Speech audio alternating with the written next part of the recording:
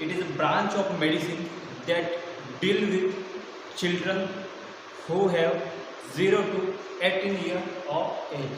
ऐसे बच्चे जब 0 से मतलब नवजात शिशु से लगाकर 18 साल तक की उम्र वाले बच्चों के अंदर क्या क्या बीमारियां आती है, क्या क्या ग्रोथ होती है, क्या क्या डेवलपमेंट्स होते हैं, कौन कौन सी कंजेनाइटल एनोमलीज आती है, वह सारा पीडियाट्रिक के अंदर पढ़ाया जाता है।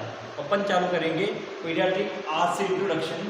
अपन ने बात की 0 से 18 ईयर के ग्रुप, 0 से 18 ईयर। 0 मतलब ऐसा बच्चा जो अभी अभी पैदा हुआ, मतलब new born baby.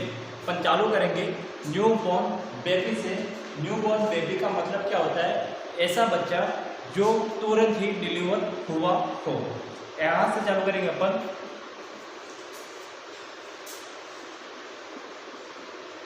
New born, आपके सामने अगर न्यू बॉर्न बेबी है तो आप यहाँ पर क्या काम करोगे? जस्ट डिलीवरी के बाद as a nurse what we do? So first you should assess man. आपको उस बच्चे का असेसमेंट करना होता है। असेसमेंट क्या होता है, कैसे किया जाता है, किन किन चीज़ों का असेसमेंट किया जाता है? तो फर्स्टली अपने असेस करना है कि उसका रेस्पायरेशन इफर्ट स्टार्ट हुआ है या नहीं हुआ है।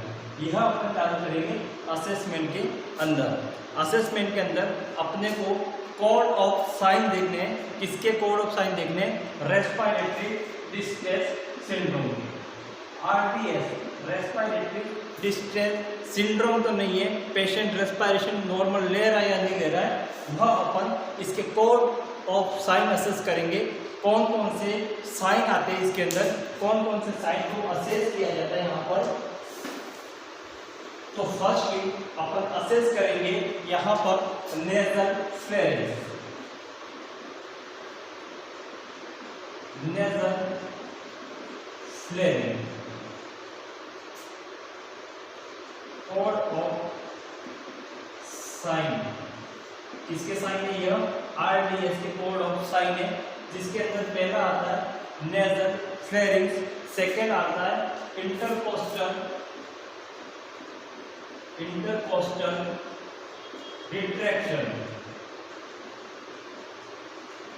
इंटरकोस्टल रिट्रैक्शन मतलब बिटवीन रिब्स के अंदर ज़्यादा रिट्रैक्शन मौजूद आ रहा है, तो we thought about patient having या newborn having RDS। Third symptoms या थर्ड साइंस यहाँ पर आपको देखने को मिलेगी एक्सपायरेटरी ग्रंथि।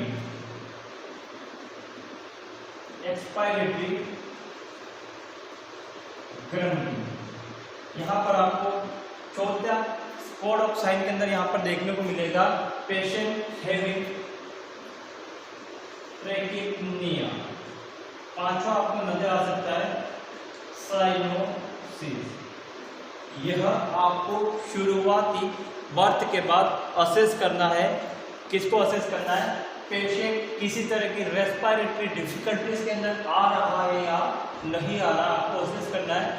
क्या असेस करना है? उसके 5 कोड ऑफ सिम्टम्स या कोड ऑफ साइन को असेस करना है। कोड ऑफ साइन को असेस करना। पहला nasal flaring, intercostal retractions, expiratory ग्रंथि, ट्रैकिनिया और साइनोसिस। डेट इज असेस करना है। अगर आपको यह असेसमेंट के अंदर नहीं मिलता है तो रेस्पायरेटरी डिस्ट्रेस सिंड्रोम का किसी भी तरह का लक्षण नहीं है। अगर मिलता है तो फर्दर ट्रीटमेंट अपन जारी करेंगे। उसके बाद आपने यह असेसमेंट कर लिया, आपने यह असेसमेंट कर लिया। असेसमेंट के बाद आपका काम क्या रहेगा? असेसमेंट के बाद your secondary function is intervention. Intervention बोले तो क्या काम आपको करना है? इंटरवेंशन करना है। पहला इंटरवेंशन आप यहाँ पर क्या करने वाले हो? अगर बात करें न्यूबॉर्न बेबी है जो कि तुरंत डिलीवर हुआ है, आपने असेसमेंट कर लिया। असेसमेंट करना है रेस्पायरेटरी सिस्टम डिस्ट्रेस सिंड्रोम का।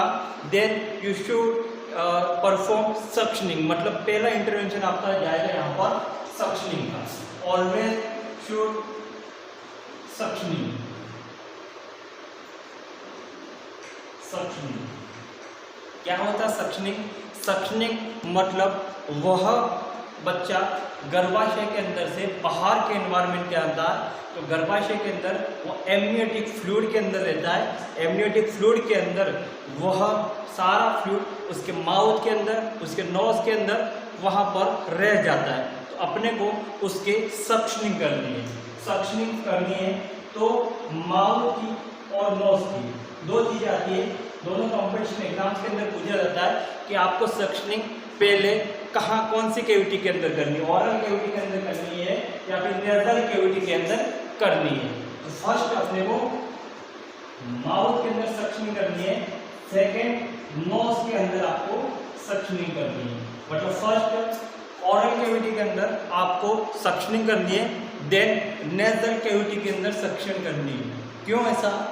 क्योंकि अगर पहले अपन नोजल या फिर नोज के अंदर सक्शनिंग करने गए तो नोज के अंदर इरिटेशन ज़्यादा हो सकता है।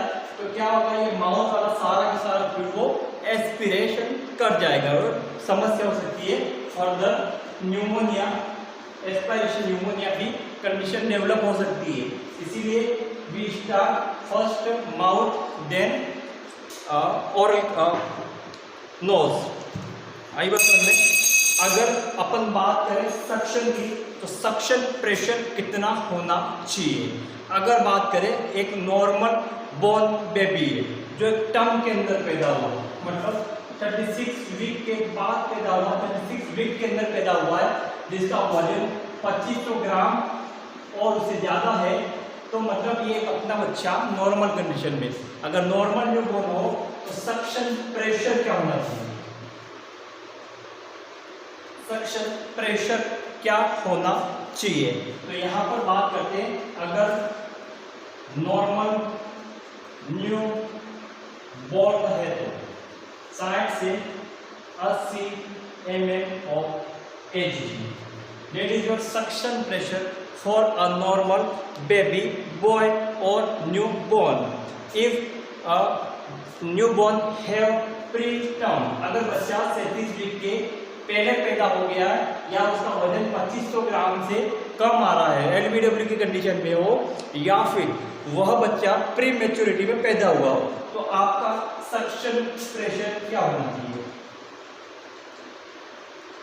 प्री मैच्योरिटी के अंदर है तो आपका suction pressure 40 to 50 mm of Hg होना चाहिए। यहाँ पर 40 से 50 mm Hg या 40 से 60 mm Hg तक का सक्शन प्रेशर आप यूज कर सकते हो।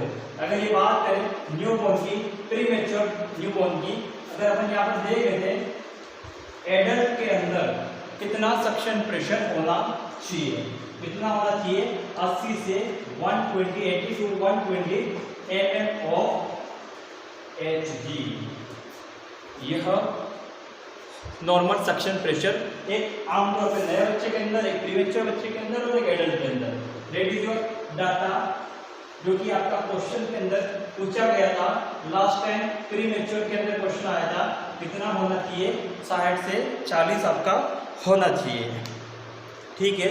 उसके बाद अगर वहाँ पर आपको सक्शन मशीन ना मिले, अगर आप किसी पीएससी के अंदर डिलीवरी करवाते हो या फिर सीएससी के अंदर डिलीवरी कराते हो सकता है इलेक्ट्रिसिटी ना हो, और वहाँ पर आपको सक्शन मशीन ना मिले, तो सक्शन मशीन ना मिले तो यू शुड परफॉर्म और you should suction with asepto syringe. Asepto syringe पढ़ा आपने? नहीं पढ़ा। एसेप्टो सिरिंज के द्वारा आप सक्शन कर सकते हो। अगर एसेप्टो सिरिंज भी ना मिले तो यू शुड क्लीन टॉवेल और स्ट्राइल टॉवेल, एक स्ट्राइल टॉवेल लेना है, देन क्लीन करना आपको आपकी फिंगर से। आप इस तरह से सक्शन परफॉर्म कर सकते हो। राइट, आगे बढ़े अपन। अब सक्शन कर लिया, देन आपको अम्बिलिकल कॉर्ड कटिंग करनी है। क्या करनी है? अम्बिलिकल कॉर्ड कटिंग करनी है। पहला इंटरवेंशन में आपने सक्शन कर लिया, सक्शन के बाद umbilical cord cutting. Umbilical cord cutting. Umbilical cord cutting मतलब जब बच्चा गर्भाशय से बाहर आता है तब वह एक प्लेसेंटा के साथ जुड़ा हुआ होता है। बेबी के या फिर न्यूबॉर्न के अम्बिलिकस से एक अम्बिलिकल कॉर्ड निकलती है जो कि प्लेसेंटा के साथ जुड़ी हुई होती है।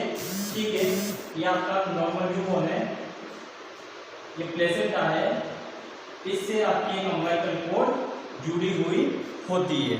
अब इसको कट करना ज़रूरी इसलिए है क्योंकि ब्लड सर्कुलेशन वहाँ स्टॉप हो जाए और बेबी का अपना खुद का ब्लड सर्कुलेशन वॉक स्टार्ट हो जाए आईओएस में। तो इसको कट करने के लिए अपन एक स्पेशल कोचर फोर्सेप का यूज करते हैं। एक स्पेशल फोर्सेप होती है, उस फोर्सेप का नाम होता है कोचर्स फोर्सेप। कॉम्पिटिशन एग्जाम्स के अंदर पूछा गया था कि कोचर फोर्सेप या फिर अम्बिलिकल कॉर्ड को कटिंग करने के लिए कौन सी फोर्सेप का यूज किया जाता है।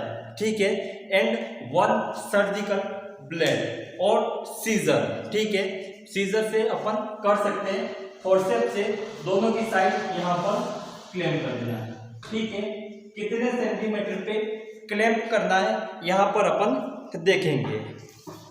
अब फर्स्ट क्लैंप, आपको पहला क्लैंप कहाँ पर करना है?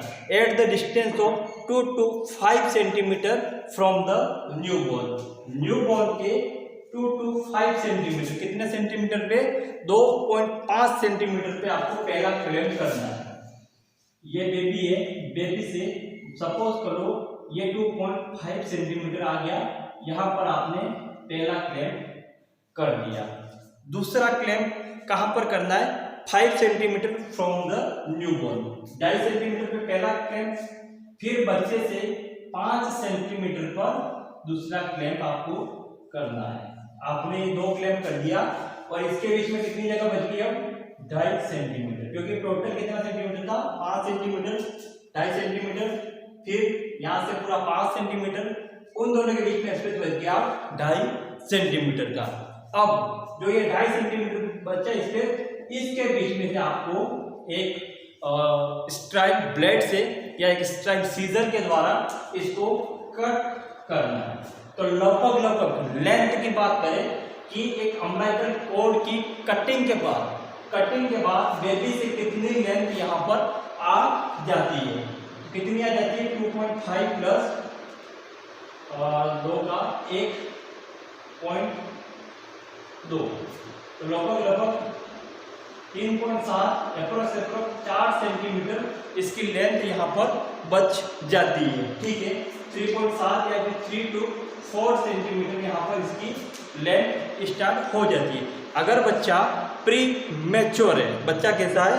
प्री मैच्योर है। ठीक है, तो अपने को लगभग यह लेंथ बढ़ा देनी है। क्यों बढ़ा देनी है? लगभग अप्रोक्सीमेट 7 to 8 सेंटीमीटर अपने को लेंथ यहाँ पर रखनी है। इसके पीछे क्या रीज़न है? क्योंकि अगर अपने को कोई फीडिंग देनी है, अपने को कोई आईवी कैन्युलेशन करना हो, तो अपन वो उस अम्बिलिकल आर्टरी से कनेक्ट करके किसी भी तरह का अम्बिलिकल वेन से कनेक्ट करके किसी भी तरह का अपन आईवी सेट कर सकते हैं। इसलिए अगर प्री मैच्योर हो तो अपन यह करते हैं। ठीक है, और यह करने के बाद अपने को बेबी के, न्यूबॉर्न बेबी के, मेल बेबी के और फीमेल बेबी के टैग लगाने होते हैं। ठीक है, एक बच्चा है, एक लड़का है और एक लड़की है। उसके बाद आइडेंटिफाइड टैग लगाने होते हैं। अगर मेल बॉय है, ठीक है, ब्लू लगाते हैं, बॉय है तो कौन सा? ब्लू, गर्ल है तो फेवरेट कलर पिंक कलर या फिर ब्लू कलर का अपन उसमें आइडेंटिफिकेशन टैग लगा देते हैं। That is your primary intervention. पहला intervention suctioning, second cord clamping and third your identification card या फिर आइडेंटिफिकेशन आपको वहां पर पेन चिपकाना पड़ता है। बॉयज के लिए यूनिवर्सल कलर है ब्लू कलर, गर्ल्स के लिए पिंक कलर का आपको यहाँ पर करना पड़ता है। That is your intervention. And यह करने के बाद you should start your Apgar score. क्या स्टार्ट करना आपको? Apgar score. क्या होता है अबगार स्कोर, उसके बारे में अपन कल डिस्कशन करेंगे। अबगार स्कोर 1952 के अंदर डॉक्टर वर्जीनिया अबगार ने दिया था। इसके अंदर 5 कंपोनेंट्स हैं, APGAR, appearance, pulse rate, grimace, activity and respiration effort. Respiration effort है, ठीक है, रेस्पिरेशन रेट नहीं है, रेस्पिरेशन इफर्ट है। इसको अपन फुली डिटेल के अंदर कल समझेंगे। Thanks to all.